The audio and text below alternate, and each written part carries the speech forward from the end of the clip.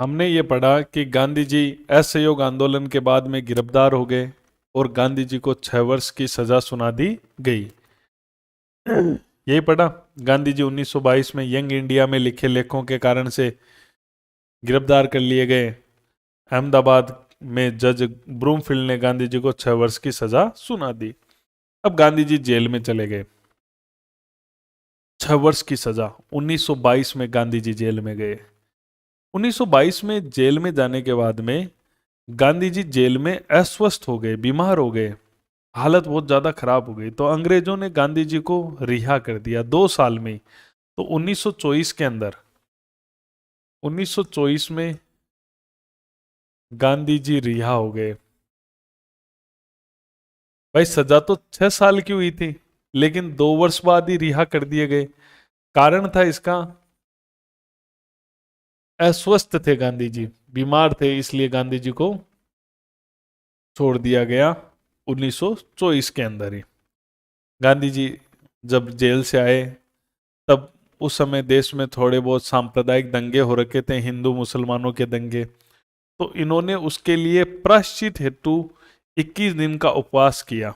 दिल्ली में जो मौलाना महमूद अली था उसके घर पर इन्होंने सांप्रदायिक दंगों के प्रायश्चित हेतु 21 दिन का उपवास किया। तो ये गांधी जी का एक तथ्य ध्यान रखना है। 1924 में, ठीक है, दिल्ली के अंदर, दिल्ली में, दिल्ली के अंदर क्या, जो मौलाना मोहम्मद अली के घर सांप्रदायिक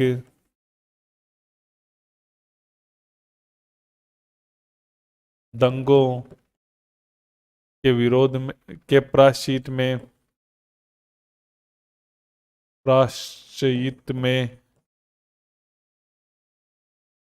21 दिन का उपवास किया। तो गांधी जी ने प्रायश्चित करने के लिए 21 दिन का क्या किया, उपवास किया था। ये थोड़ा सा आप ध्यान रख सकते हो, सत्य असत्यों की लाइनों में आ जाता है। अब देखो एक घटना ध्यान रखनी है। गांधी जी है जेल में, उस समय 22 में जेल में चले गए थे, 24 में रिहा हुए थे। इसी बीच में एक कांग्रेस के अंदर क्या होता है, कांग्रेस के अंदर दो गुट बन जाते हैं।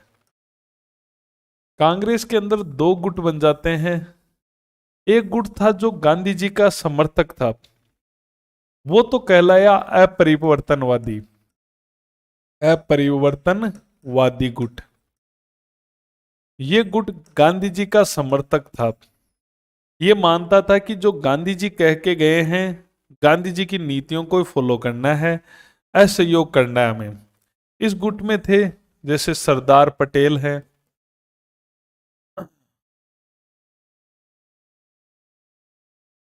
वो इस गुट में थे।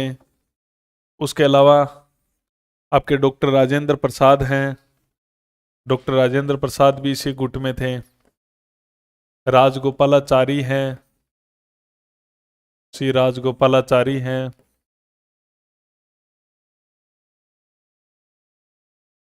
यानी कांग्रेस में भी दो गुट बन गए थे भाई, बनने ही थे। मैंने आपको बताया था जब गांधी जी ने असहयोग आंदोलन वापस लिया तो गांधी जी का जबरदस्त विरोध हुआ। विरोध हुआ तो कांग्रेस में गुटबाजी होनी थी। एक गुट कहलाया परिवर्तनवादी, परिवर्तनवादी गुट और अपरिवर्तनवादी गुट, ये दो विचारधाराएं सामने आई। और इस गुट में थे सीआर दास वगैरह, जो गांधी जी के आंदोलन को वापस लेने का विरोध कर रहे थे, गांधी जी से कहीं ना कहीं खुश नहीं थे। मोतीलाल नेहरू, सीआर दास, ये इस गुट का नेतृत्व कर रहे थे। देखो वास्तव में ये गुट क्या था, ये गुट चाहता था, देखो अपरिवर्तन नाम से पता चल रहा है कि ये गांधी जी जो कह के गए हैं कि असहयोग करना है, इनके इनका किसी भी मामले में सहयोग नहीं करना है। पटेल, डॉक्टर राजेंद्र प्रसाद, श्री गोपालाचारी, अंग्रेजों का सहयोग नहीं करना है, उसी को ही मान रहे हैं।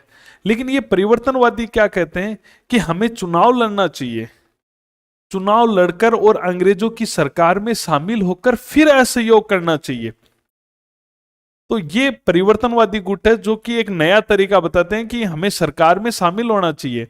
ये कहते हैं नहीं, गांधी जी तो कहते हैं इनकी नौकरियां मत करो, ये मत करो, सरकार में कैसे शामिल हो जाए।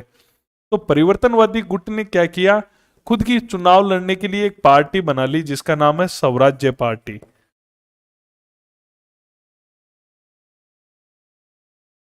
स्वराज्य पार्टी की स्थापना इन्होंने 1932 के अंदर की थी।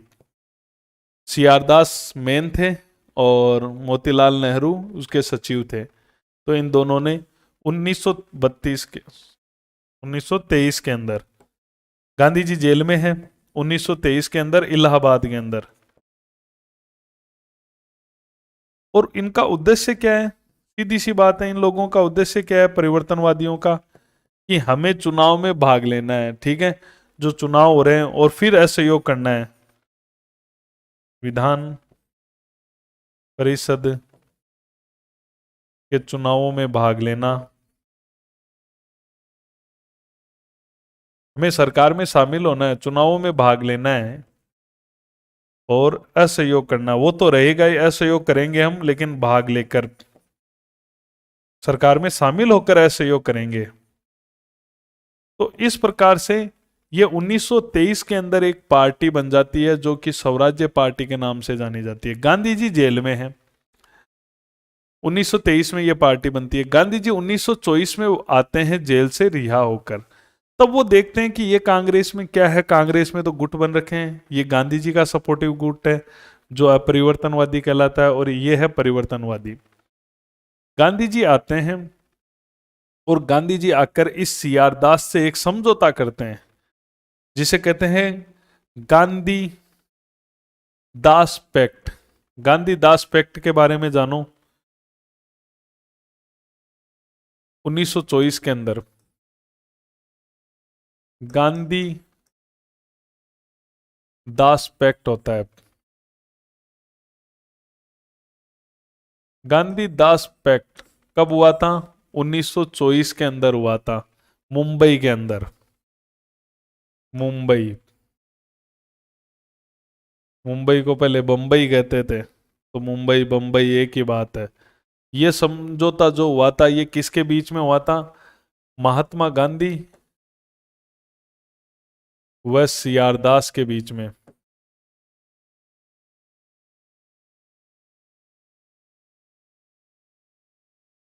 क्योंकि सीआर दास ने अपनी पार्टी बना रखी है, कांग्रेस में भी है सीआर दास, और अपनी एक पार्टी भी बना रखी है। तो ये समझौता बंबई में होता है 6 नवंबर को। एग्जैक्ट डेट है 6 नवंबर 1924 को, ठीक है। और इस समझौते में क्या तय होता है, गांधी जी ये कहते हैं कि जो स्वराज्य पार्टी है उसको कांग्रेस से स्वतंत्र रखा जाएगा और उसका पूरा मुख्यालय, उसका सिस्टम अलग होगा। स्वतंत्र पार्टी कांग्रेस से अलग रहकर कार्य करेगी। कि जो स्वतंत्र पार्टी है वो कांग्रेस से अलग होकर कार्य करेगी, ठीक है। तो ये स्वराज्य पार्टी को एक तरह से अलग पार्टी का दर्जा दिया गया।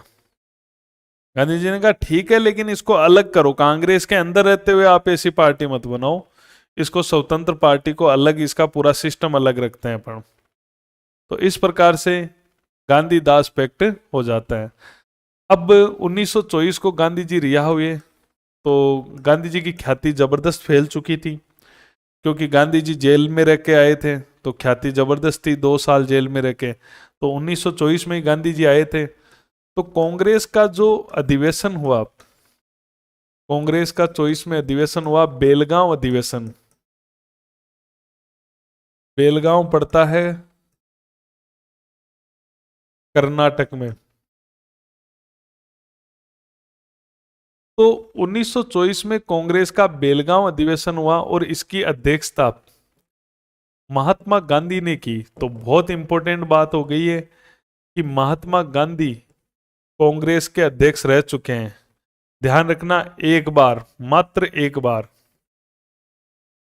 एक बार अध्यक्ष रहे हैं महात्मा गांधी कांग्रेस के अध्यक्ष आज तक कितनी बार बने थे?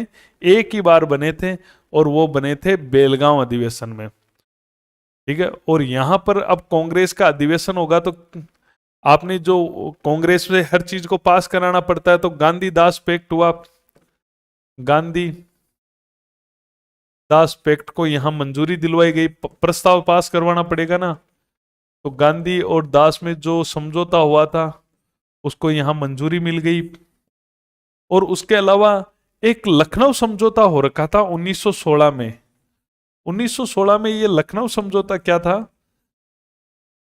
ये हुआ था मुस्लिम लीग के साथ कांग्रेस का, कांग्रेस व मुस्लिम लीग का समझौता था ये, कांग्रेस व मुस्लिम लीग के बीच में एक समझौता हुआ था। तो ये समझौता टूट गया, अलग हो गए दोनों। अब दोनों का समझौता, जो लखनऊ समझौता हुआ था, वो समझौता 1924 में कांग्रेस के बेलगांव अधिवेशन में प्रस्ताव पास हो गया कि यह समझौता खत्म किया जाता है।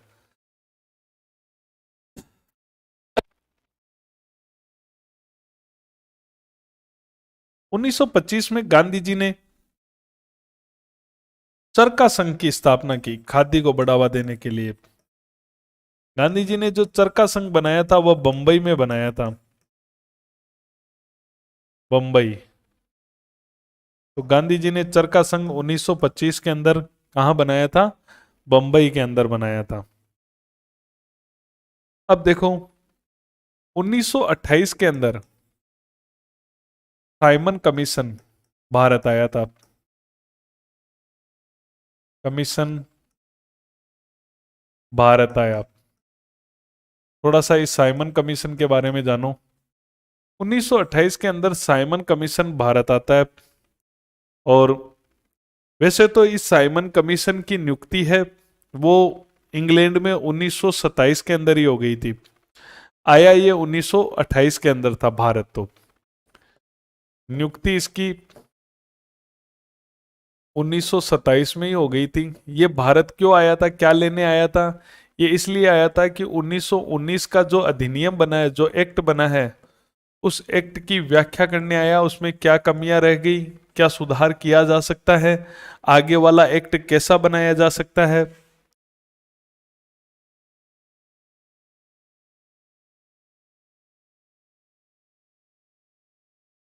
इसमें टोटल कुल 7 सदस्य आए थे साइमन कमीशन के अंदर, और इसमें एक भी भारतीय नहीं था, एक भी भारतीय नहीं। साइमन कमीशन में 7 सदस्य आए, लेकिन एक भी इंडियन नहीं था, और इंडिया के ही कानून पर बात करने के लिए आए थे ये। जो अंग्रेजों ने हमारे ऊपर 1919 का एक्ट लागू कर रखा था, उसी 1919 के एक्ट की व्याख्या करने के लिए आए थे, और इसके अंदर एक भी भारतीय नहीं था।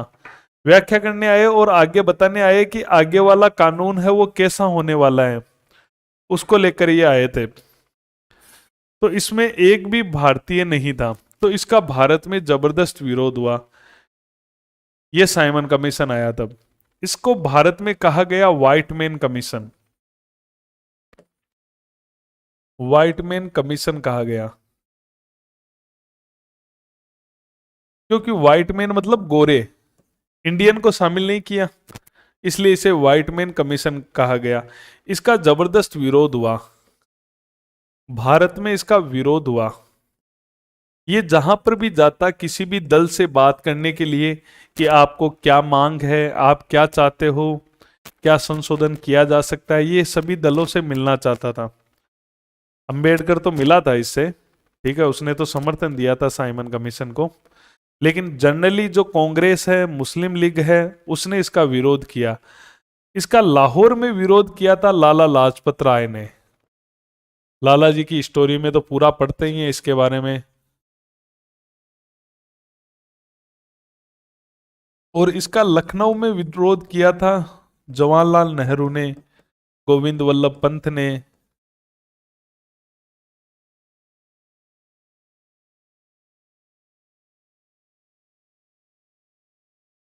इसका विरोध किया था। साइमन कमीशन का जबरदस्त विरोध हुआ। और इसका समर्थन देने वालों में अगर बात करूं मैं, तो समर्थन B.R. अंबेडकर, वो इससे मिले भी थे साइमन कमीशन से।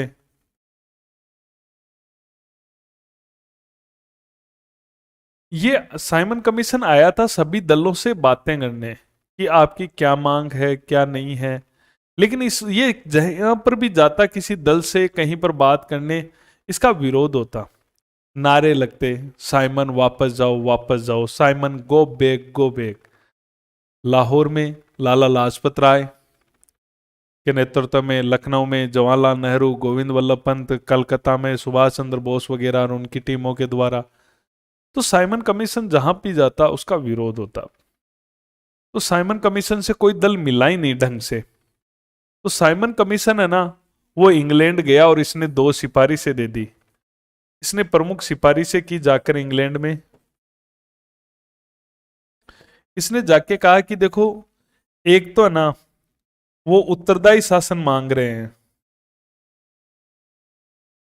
इसने इंग्लैंड में जाकर क्या कहा कि उन लोगों की डिमांड है कि उन्हें उत्तरदायी शासन दिया जाए, ये मांग उसने इंग्लैंड जाके सौंपी।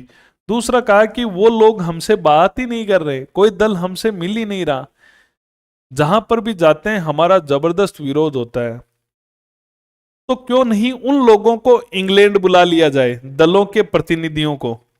तो इसलिए गोलमेज सम्मेलन बुलाने की सिफारिश की इसने।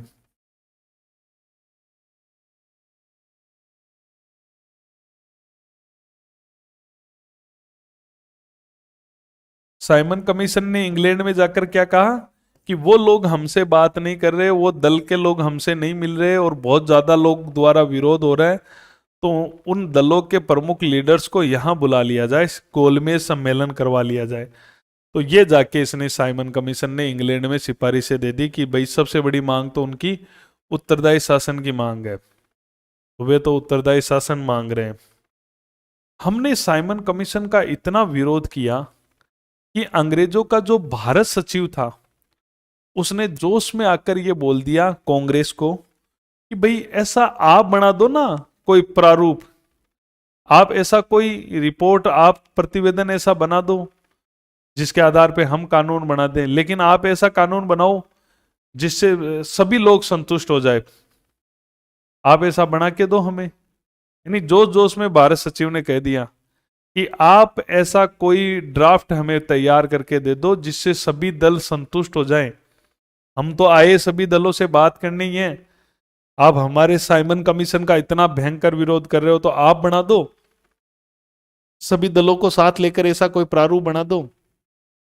कांग्रेस तैयार हो गई और सभी दलों की मीटिंग हुई, और सभी दलों की मीटिंग होकर सभी दलों के मेंबरों को शामिल करके प्रमुख प्रमुख दलों के, और एक रिपोर्ट तैयार की गई जिसे नेहरू रिपोर्ट कहा जाता है। तो ये साइमन कमीशन का हमने विरोध किया तो अंग्रेजों ने कहा आप बना दो, तब हमने नेहरू रिपोर्ट बनाई। तो साइमन का विरोध नहीं करते तो नेहरू रिपोर्ट भी नहीं बनती। हमने साइमन का विरोध किया और उन्होंने कहा आप बना दो, तो कांग्रेस ने चैलेंज स्वीकार कर लिया। इसे नेहरू रिपोर्ट कहते हैं। 1928 में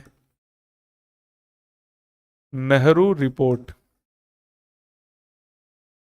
नेहरू रिपोर्ट इसका नाम इसलिए पड़ा है क्योंकि इस जो मेंबर थे इन सब के अध्यक्ष जो बनाए गए थे वो मोतीलाल नेहरू को बनाया गया था।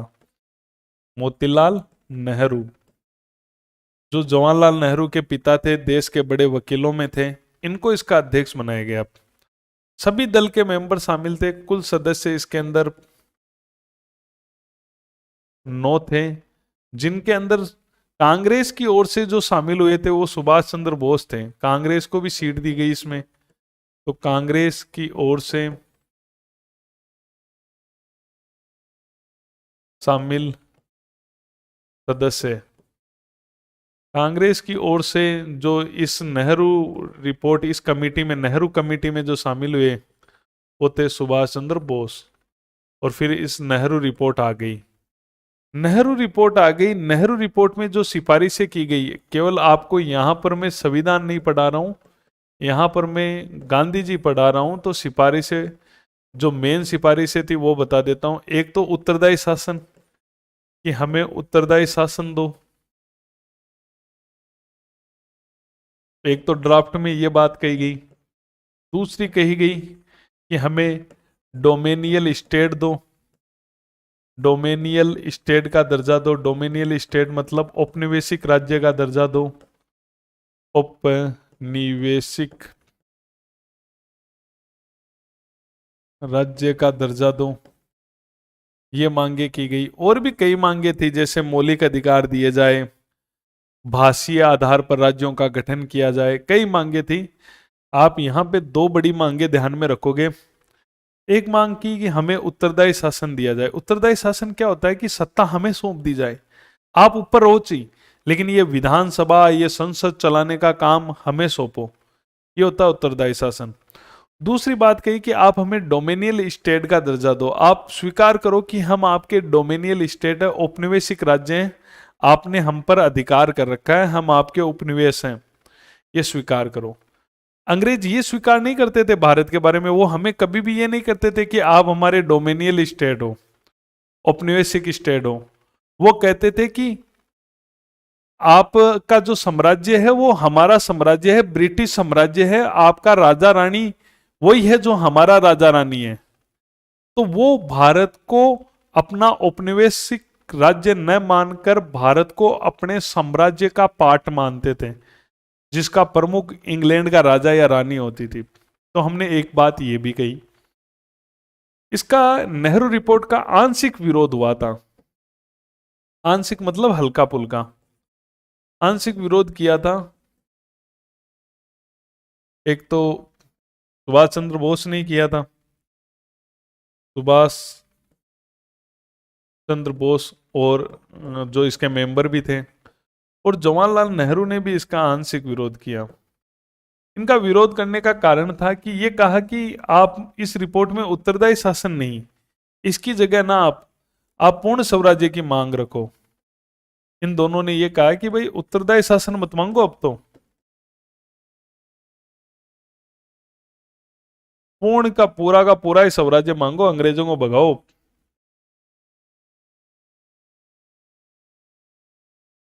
कि पूर्ण स्वराज्य की मांग हो, हमारे ऊपर अंग्रेज भी ना हो। तो इन्होंने पूर्ण स्वराज्य की मांग छेड़ दी, सुभाष चंद्र बोस ने और जवाहरलाल नेहरू ने। और इन्होंने इस कारण से दोनों ने इस मांग को उठाने के लिए इन्होंने दोनों ने एक संस्था भी बना ली।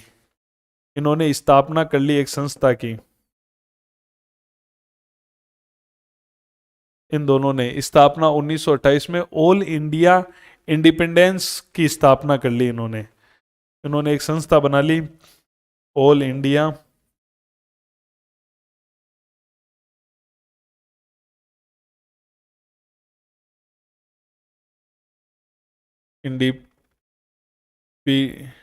इंडिपेंडेंस।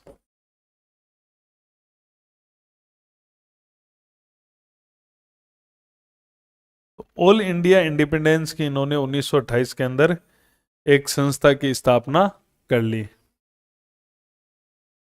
तो इस प्रकार से नेहरू रिपोर्ट आई, 9 मेंबर इसके अंदर थे। इन्होंने मांग भी की, और सुभाष चंद्र बोस, जवाहरलाल नेहरू ने इसका आंशिक विरोध भी किया कि पूर्ण स्वराज्य मांगो, अब तो अब बहुत समय हो गया उत्तरदायी मांगते हुए, हमें ये दे तो रहे नहीं है। चलो, ये नेहरू रिपोर्ट बन गई। अब आगे क्या होता है, हमने साइमन का विरोध किया और फिर हमने नेहरू रिपोर्ट बना दी। अब उसके बाद में क्या होता है कि नेहरू रिपोर्ट बन गई है। अब 1928 के अंदर कांग्रेस का अधिवेशन होता है। कांग्रेस का भाई हर साल अधिवेशन होता था दिसंबर के महीने में। तो कांग्रेस का दिसंबर में अधिवेशन होता है कलकत्ता में। कांग्रेस का कलकत्ता अधिवेशन होता है, हर साल दिसंबर में होता था। और इसकी अध्यक्षता, देखो खास बात क्या है, इसकी अध्यक्षता दी गई मोतीलाल नेहरू को ही, जो नेहरू रिपोर्ट बनाने वाले हैं, उसको अध्यक्षता दी जाती है इसमें। और इसमें नेहरू रिपोर्ट, देखो कांग्रेस कोई भी चीज है ना, उसको अपने अधिवेशनों में रखा के पारित करवाती थी। ठीक है, तो यहां पर एक प्रस्ताव पास किया गया अंग्रेजों के लिए कि 1 वर्ष में नेहरू रिपोर्ट लागू कर दो। 1 वर्ष में नेहरू रिपोर्ट लागू कर दी जाए। अगर नहीं करोगे, नहीं तो फिर हम लागू कर दी जाए। अगर नेहरू रिपोर्ट लागू नहीं की तो हम उत्तरदायी शासन नहीं, तो हम पूर्ण स्वराज्य मांगेंगे।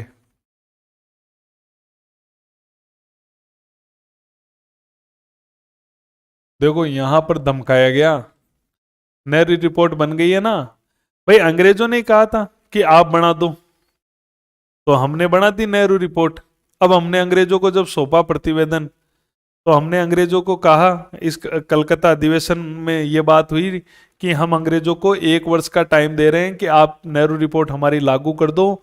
नहीं लागू करोगे तो अभी तो हम उत्तरदायी शासन ही मांग रहे हैं नेहरू रिपोर्ट में, अब फिर हम पूर्ण स्वराज्य मांगेंगे। तो ये मांगेंगे, तो चलो अब हो गया, अंग्रेजों को टाइम दे दिया है, गाइडलाइन दे दी हमने, लेकिन अंग्रेजों के कान पे जू भी नहीं रेंगी और 1 साल निकल गया। 1 साल निकल गया। दिसंबर में ये हुआ था, हर साल दिसंबर में अधिवेशन होता था। दिसंबर में अगला दिसंबर आ गया, 1 साल हो गया अंग्रेजों को नेहरू रिपोर्ट सौंपे हुए, लेकिन कुछ ही नहीं हुआ और कांग्रेस का वापस अधिवेशन आ गया। इस बार कांग्रेस का 29वां अधिवेशन हुआ, लाहौर अधिवेशन।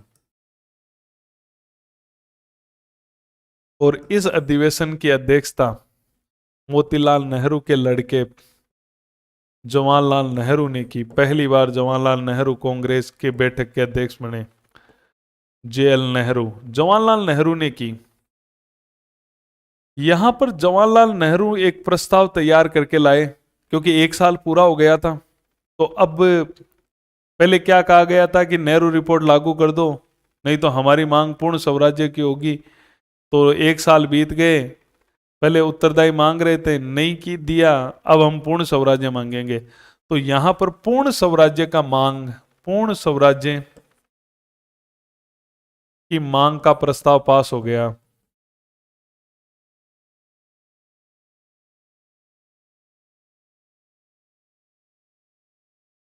पूर्ण स्वराज्य की मांग का प्रस्ताव पास हो गया। ये पूर्ण स्वराज्य का जो प्रस्ताव है, का प्रस्ताव, ये किसने तैयार किया था? जवाहरलाल नेहरू ने ही तैयार किया था। और ये प्रस्ताव यहां पर पास हो गया कि अब हम पूर्ण स्वराज्य मांगेंगे। अब दिन बीत गए हैं तुम्हारे, इतने साल हम उत्तरदायी मांग रहे थे, अब हमें पूरी आजादी चाहिए। और फिर तय हुआ यहां पर बैठक में कि जो 26 जनवरी है, जो 1930 आने वाली है, 26 जनवरी 1930 को पूर्ण स्वराज्य दिवस मनाया जाएगा। पूर्ण स्वराज्य दिवस या स्वाधीनता दिवस, प्रथम स्वाधीनता दिवस, प्रथम आजादी का दिवस मनाया जाएगा।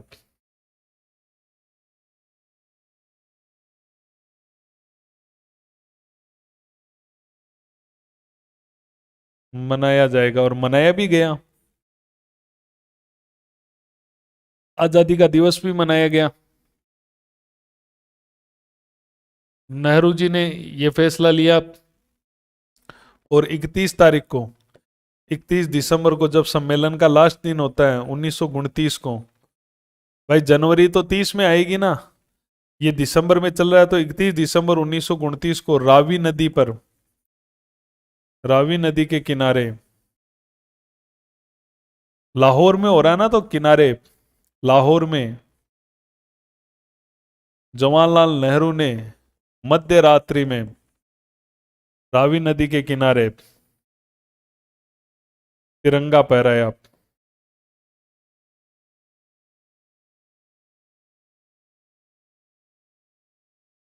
ये बात हुई, कहा कि अब हम मांगेंगे इतने दिन तो हम चलो ठीक है मांग रहे थे कि उत्तरदायी शासन दे दो, अब हम पूर्ण स्वराज्य मांगेंगे। और अब यहां पर गांधी जी को आंदोलन चलाने की छूट दे दी गई। गांधी जी को गांधी जी को अनुमति दे दी गई, प्रस्ताव पास कर दिया कि गांधी जी कोई भी आंदोलन चलाएंगे वो चला सकते हैं, आंदोलन चलाने की छूट दी का प्रस्ताव पास किया। तो गांधी जी को कहा कि आप आंदोलन चला लो। कौन सा चलाया था गांधी जी ने, तो आप समझ जाना गांधी जी को कौन से आंदोलन की अनुमति मिली है यहां से। गांधी जी को कहा कोई सा ही चलाओ, तो गांधी जी ने सविज्ञ अवज्ञा आंदोलन चलाया था। तो आपसे पूछ सकते हैं सविनय अवज्ञा आंदोलन का प्रस्ताव जो पास हुआ था वो कांग्रेस के लाहौर अधिवेशन से हुआ था, क्योंकि गांधी जी को कह दिया कि आप आंदोलन चला सकते हो, प्रस्ताव पास करवाना पड़ता है ना, तो हो गया प्रस्ताव पास। और गांधी जी ने फिर सविनय अवज्ञा आंदोलन शुरू किया था। अब देखो गांधी जी को कह दिया, तो कहानी कहां से शुरू हुई। साइमन कमीशन आया, हमने उसका विरोध किया, तो उन्होंने कहा आप बना दो, हमने नेहरू रिपोर्ट बना दी। फिर हमने कोलकाता अधिवेशन में कहा कि 1 साल में लागू कर दो, नहीं तो फिर हम पूर्ण स्वराज्य मांगेंगे। लागू नहीं की तो लाहौर अधिवेशन में हमने पूर्ण स्वराज्य मांग लिया। अब हमने गांधी जी को कहा कि आप आंदोलन चला लो। तो गांधी जी 1930 के अंदर, ये दिसंबर की बातें थी, 30 के अंदर गांधी जी पूरी तरह से तैयार हो जाते हैं आंदोलन चलाने के लिए। अब गांधी जी आंदोलन चलाने के लिए तैयार हो जाते हैं 1930 के अंदर।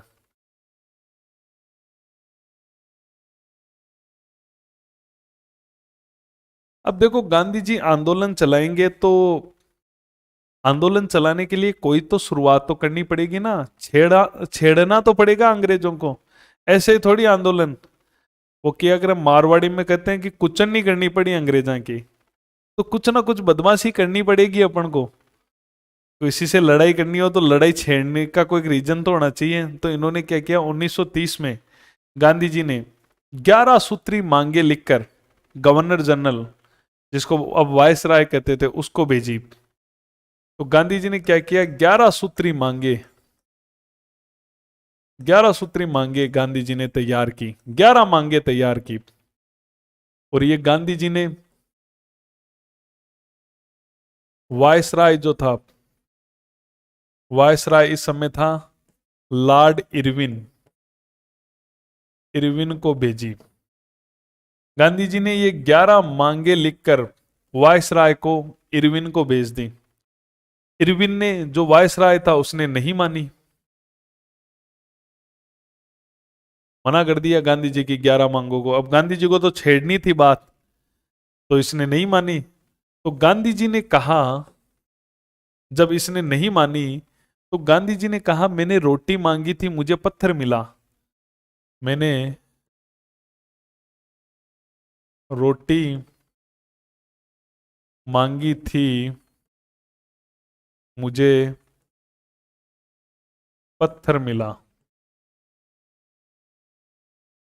मैंने रोटी मांगी थी मुझे पत्थर मिला। और गांधी जी ने ये 11 सूत्री मांगे हैं। ये गांधी जी का एक पत्र आता है यंग इंडिया, यंग इंडिया में प्रकाशित भी करवाई है। तो गांधी जी की जो 11 डिमांडें थी वो एक बार आपके दिमाग से निकलनी जरूरी है, क्योंकि एग्जाम में पूछेंगे। यही तो स्टैंडर्ड तैयारी है, जब आपको कह दिया गांधी पढ़ना है तो गांधी की एक एक बात पढ़नी है, क्योंकि वो गांधी है, वो भारत का सबसे बड़ा स्टार है, इसलिए उसकी एक एक चीज पता होनी चाहिए। देखो जो महत्वपूर्ण होता है ना उसी का डीप क्वेश्चन आता है। अब ये थोड़ी पूछेंगे गांधी जी के पिता का नाम, माता का नाम, ऐसे योग कब शुरू हुआ। स्टैंडर्ड बहुत बढ़ गए हैं। तो अब क्वेश्चन आएगा कि उनकी 11 मांगे हैं ना, उनमें से कौन सी थी कौन सी नहीं थी। तो एक बार इजी वे में आपको पता होनी चाहिए। तो सबसे बड़ी जो इनकी मांग थी, जो लंबे समय से थी, वो थी नमक कर को समाप्त करने की। नमक कर समाप्त किया जाए।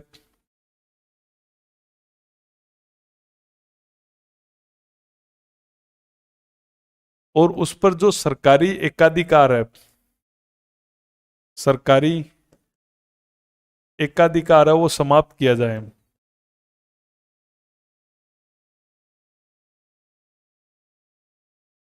देखो नमक है ना, नमक जो था, नमक पर एक तो भारी कर था, अंग्रेजों की कमाई शानदार थी नमक की, क्योंकि एक तो भारी कर था, दूसरा यह था कि नमक केवल सरकार ही बना सकती थी, निजी आदमी नमक नहीं बना सकता था। तो एक ये भी था कि तो सरकार ही नमक बना सकती थी। तो एक तो ये डिमांड थी गांधी जी की, जो काफी चर्चित हुई है। जब गांधी जी अभी आंदोलन शुरू करेंगे तो ये चीज तो मुख्य रहेगी। उसके अलावा गांधी जी ने कहा सभी राजनीतिक जो बंदी है, कैदी हैं, उनकी रिहाई की जाए। राजनीतिक कैदी क्या होते हैं? एक तो होते हैं आपराधिक कैदी, किसी को मार दिया और कर दिया, चोरी लूटपाट, ये। एक होते हैं राजनीतिक कैदी, मतलब सरकार का विरोध कर रहे हैं, उनको जेल में डाल दिया गया, उनकी रिहाई हो। उसके अलावा यहां पर पूर्ण शराबबंदी की बात भी इन्होंने कही, कि पूर्ण शराबबंदी हो, और जो नशीले पदार्थ हैं, वह नशीली वस्तुएं हैं, नशीले वस्तुओं पर, पदार्थों पर प्रतिबंध लगे। तो ये एक बात ये भी की कि शराब बंद हो, ठीक है, जो भी नशीली वस्तुएं हैं, जो नशीले पदार्थ हैं, उन पर प्रतिबंध लगे, उनकी बिक्री पर रोक लगे। तो ये भी इन्होंने मांग की। उसके अलावा इन्होंने कहा कि लगान है ना, जो टैक्स लिया जा रहा है फसलों से, लगान में 50% की कमी की जाए।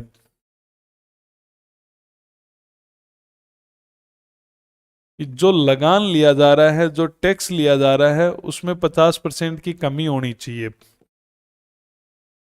ठीक है, जनता से लगान कम लिया जाए, 50% कमी करो।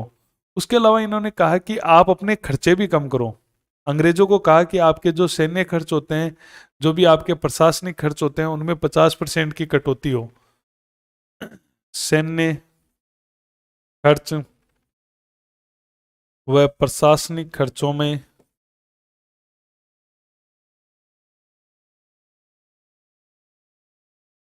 50% की कटौती,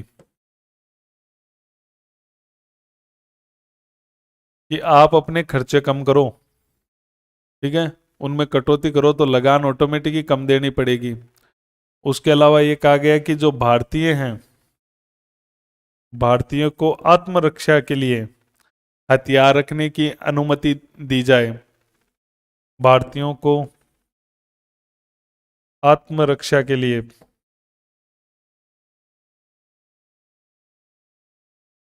हथियार रखने की अनुमति दी जाए।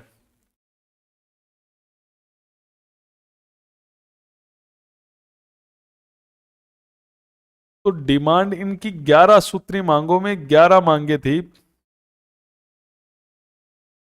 एक मांग इनकी ये थी कि जो हमारा रुपया चल रहा है, भारत में जो रुपया चलता था, उसकी जो लेन देन की दर है, वो 1 शिलिंग 4 फेंस के बराबर हो। रुपये की जो लेन देन की दर है, जैसे आज लेन देन की दर डॉलर से नापी जाती है, तो उसी प्रकार से इंग्लैंड में जो पौंड होता है, पौंड से नीचे होता है वो शिलिंग वगैरह होती है, 4 फेंस, शिलिंग, फेंस। ठीक है, जैसे अपने पैसे होते हैं ना, रुपए से छोटे पैसे, उसी प्रकार। तो इन्होंने यहां पर यह कहा कि रुपए का जो विनिमय दर है, वो 1 शिलिंग 4 पेंस के बराबर हो। रुपए का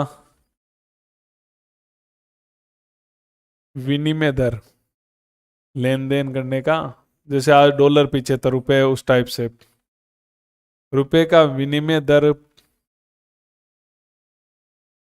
1 शिलिंग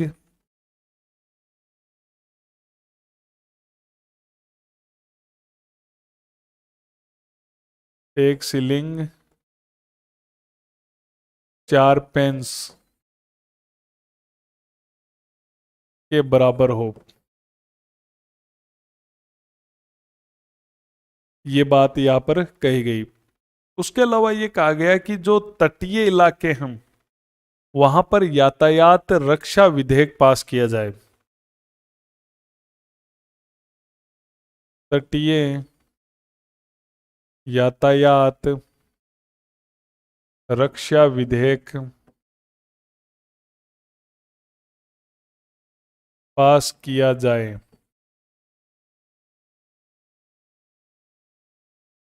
इन्होंने तटीय क्षेत्रों के लिए भी आवाज उठाई। ठीक है। उसके अलावा इन्होंने डाक आरक्षण विधेयक पर भी बात कही। डाक आरक्षण विधेयक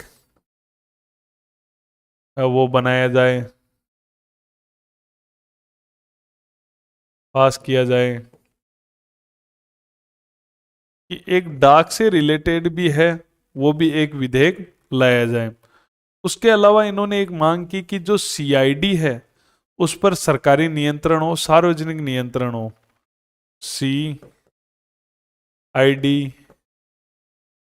पर सार्वजनिक नियंत्रण हो। तो गांधी जी ने 11 सूत्री मांगे लिखकर भेजी। एक बार ये पढ़ी हुई होनी बहुत जरूरी है,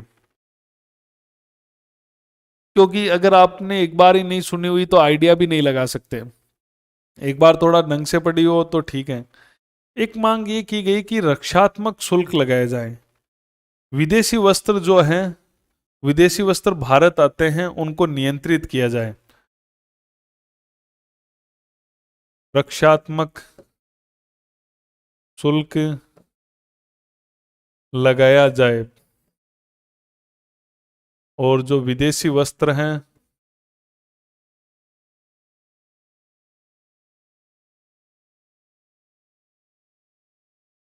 के आयात पर, जो विदेशी वस्तुएं वगैरह पर नियंत्रण किया जाए।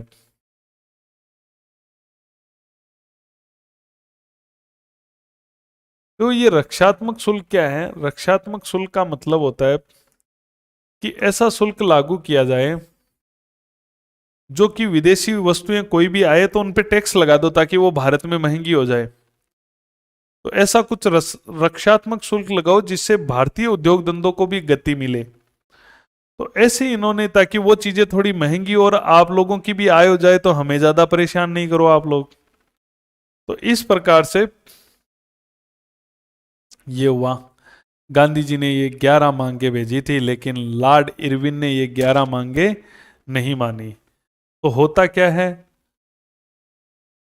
फरवरी 1930 को एक मीटिंग बुलाई जाती है गांधी जी के आश्रम में। गांधी जी रहते थे साबरमती आश्रम, अहमदाबाद में है साबरमती आश्रम।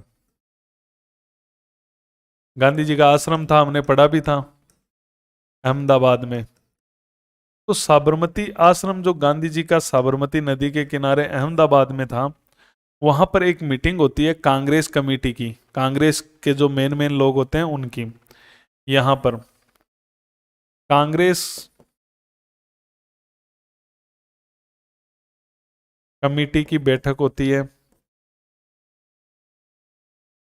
साबरमती आश्रम पर, और महात्मा गांधी को सविनय अवज्ञा आंदोलन शुरू करने की जिम्मेदारी सौंप दी जाती है।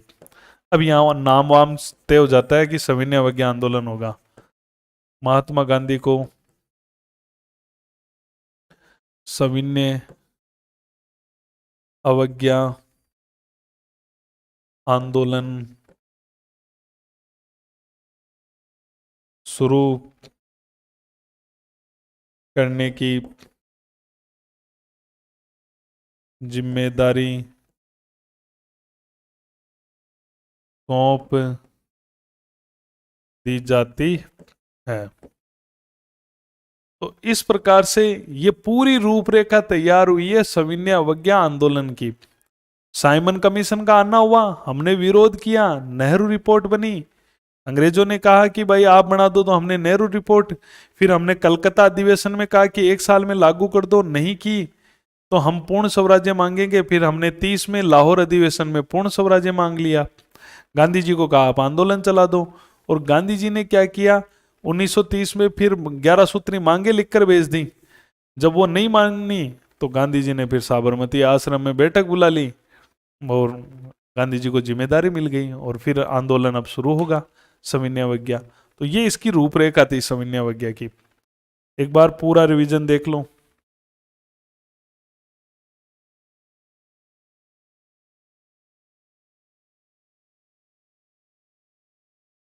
तो गांधी जी जेल में थे और गांधी जी जेल में थे और गांधी जी 1924 में गांधी जी रिहा हुए। कारण मैंने बता दिया, अस्वस्थ थे, नहीं तो 6 साल की सजा हुई थी। 22 में गिरफ्तार हुए तो 6 साल की थी। 24 में गांधी जी रिहा हो गए क्योंकि अस्वस्थ थे। 1924 में गांधी जी दिल्ली आए। मौलाना महमूद अली के घर पर सांप्रदायिक दंगों के प्रायश्चित में 21 दिन का उपवास रखा इन्होंने। गांधी जी जब जेल में थे तो कांग्रेस के दो टुकड़े हो गए। एक तो गांधी जी के जो समर्थक थे अपरिवर्तनवादी कहलाए क्योंकि वो गांधी जी की विचारधारा में चेंजेस नहीं चाहते थे, असहयोग चाहते थे। सरदार वल्लभ भाई पटेल, डॉक्टर राजेंद्र प्रसाद, श्री राजगोपालाचारी। एक गुट था जो गांधी जी से नाराज था, वो परिवर्तनवादी गुट था। वो परिवर्तन चाहता था, वो चाहता था कि हम चुनाव लड़े और फिर चुनाव में अंदर इस सरकार में शामिल हो और फिर असहयोग करें। सीआर दास, मोतीलाल नेहरू वगैरह, इन्होंने एक पार्टी भी बना ली, स्वराज्य पार्टी। 1923 इलाहाबाद, लाला जी, ये सब इसी से पार्टी से, लाला लाजपत राय सब जुड़े। उद्देश्य था विधान परिषद के चुनावों में भाग लेना और असहयोग करना। गांधी जी 24 में रिहा होकर आ गए। उन्होंने देखा दास ने तो एक कांग्रेस में एक पार्टी चला रहा है स्वराज्य। तब 1924 में गांधी और दास के बीच पैक्ट हुआ बंबई में। महात्मा गांधी और सीआर दास के बीच एक समझौता हुआ। यह हुआ 6 नवंबर 1924 को। स्वतंत्र पार्टी लिख दिया गया, सॉरी, स्वराज्य पार्टी।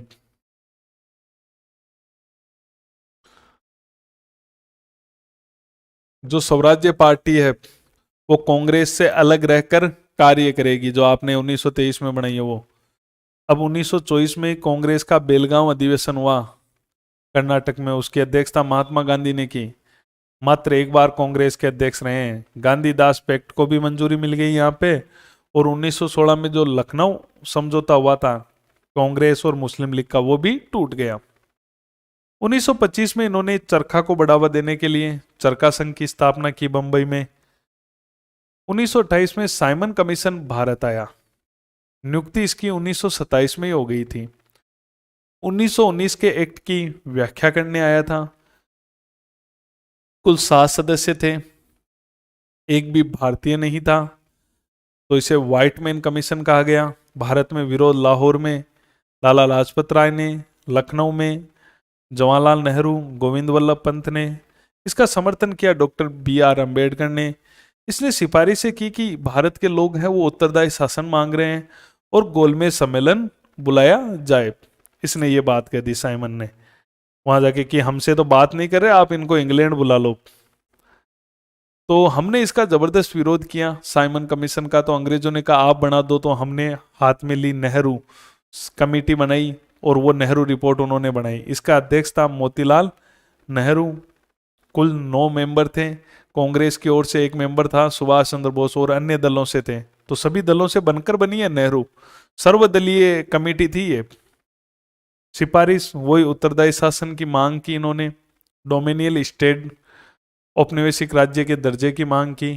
इसका आंशिक विरोध भी हुआ सुभाष चंद्र बोस, जवाहरलाल नेहरू, क्योंकि वो उत्तरदायी शासन की जगह पूर्ण स्वराज्य मांगना चाह रहे थे। इन दोनों ने एक संस्था भी बना ली, All India independence. Subhash Chandra Bose और जवाहरलाल नेहरू, पहले दोस्ती हुआ करती थी शानदार इनमें। दिसंबर 1928 को कांग्रेस का कलकत्ता में अधिवेशन हुआ नेहरू रिपोर्ट बनने के बाद। अध्यक्ष था मोतीलाल नेहरू को ही बनाया गया इसका अध्यक्ष। 1 वर्ष में नेहरू रिपोर्ट लागू कर दी जाए, अगर लागू नहीं होती है तो हम फिर पूर्ण स्वराज्य मांगेंगे। 1 साल बीत गया, नहीं लागू हुई। तो दिसंबर 1929 में कांग्रेस का लाहौर अधिवेशन हुआ। अध्यक्षता जवाहरलाल नेहरू ने की। पूर्ण स्वराज्य की मांग का प्रस्ताव पास हो गया। पूर्ण स्वराज्य का प्रस्ताव तैयार किया था जवाहरलाल नेहरू ने, और ये पूरा जवाहरलाल नेहरू का योगदान है प्रस्ताव रखवाने में, तैयार करने में, सब इन्हीं का है। तो प्रस्ताव तैयार करना हो चाहे रखना हो, इन्हीं का योगदान है।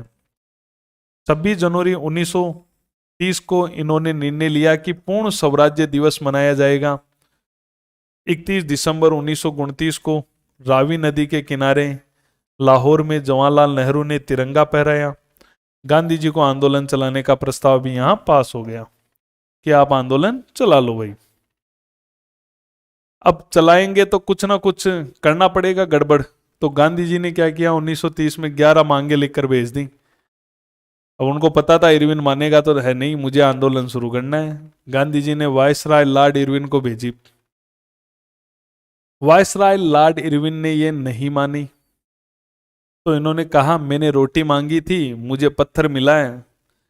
यंग इंडिया में प्रकाशित करवाई इनको 11 सूत्री मांगों को। क्या था, नमक कर समाप्त कर दिया जाए और सरकारी एकाधिकार नमक से हटा लिया जाए, राजनीतिक कैदियों को छोड़ दिया जाए, शराबबंदी नशीले पदार्थों को बंद किया जाए, लगान में 50% की कमी की जाए, सैन्य खर्चे और प्रशासनिक खर्चे आपके 50% कम करो, भारतीयों को हथियार रखने की अनुमति दो आत्मरक्षा के लिए, और रुपए की जो विनिमय दर है वो 1 शिलिंग 4 पेंस के बराबर करो, तटीय यातायात रक्षा विधेयक लाओ, डाक आरक्षण विधेयक लाओ, सीआईडी को सार्वजनिक नियंत्रण में लो, रक्षात्मक शुल्क लगाया जाए और विदेशी वस्त्रों पर आयात को नियंत्रित किया जाए, जो भारत में नहीं मानी। कोई बात नहीं, फरवरी 1930 को साबरमती आश्रम अहमदाबाद में कांग्रेस कमेटी की बैठक बुलाई गई और महात्मा गांधी को सविनय अवज्ञा आंदोलन की जो है शुरू करने की जिम्मेदारी सौंप दी गई। और फिर शुरू होता है सविनय अवज्ञा